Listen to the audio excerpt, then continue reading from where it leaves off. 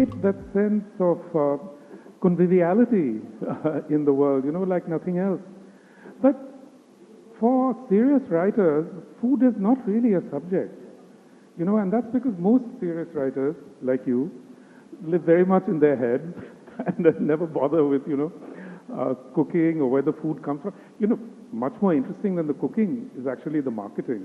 I love markets. I love to go to markets and see what's for sale, because that tells you about the environment. It tells you about the ecology.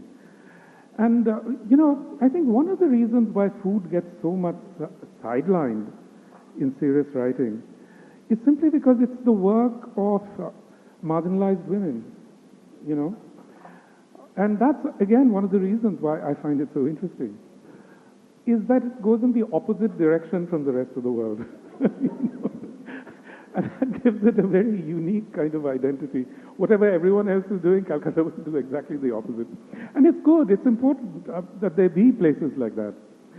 I appreciate it more and more as I see, really, that most of all, Calcutta taught me to be skeptical. It taught me to be skeptical about the claims of modernity, And now we see, how false were most of these claims.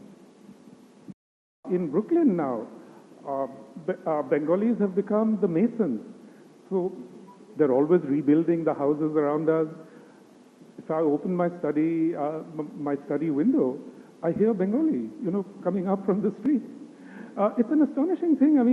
Zohran used this so well, to address the Bengali community in New York. It's a strange thing, but, still in the minds of Bengalis, Bengali continues to be a language of intimacy rather than a language, an international language as such. Well, Sunil Gangopadhyay, who's one of the greatest Bengali writers of the 20th century, he always, and a very close friend, he used to say that I write Bangla novels in English. And I think that's in some ways a very apt description. So there was this whole cast of amazing teachers that we had in Delhi University at that time. I was just thinking the other day, I was reading Apurvanand's, that article he wrote about how Delhi University's syllabi are being destroyed and so on. It made me just feel so sad. Because I can certainly tell you that Delhi University in the 70s and 80s, it may not have figured on any News and World Report ranking, but if you knew how to take advantage of it, it was as good as any university in the world. I went from Delhi University to Oxford in 1978, and I loved Oxford. It's a wonderful place and so on. But intellectually speaking, Delhi University was much more exciting.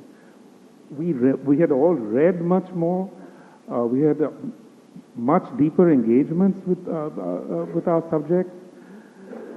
So to see this university now being literally destroyed in this way, it just feels like a tragedy, really. Because, one thing we've seen now here in the United States, everywhere, is that institutions take a very, very long time to build, but they can be destroyed almost overnight. And that's really what we're seeing.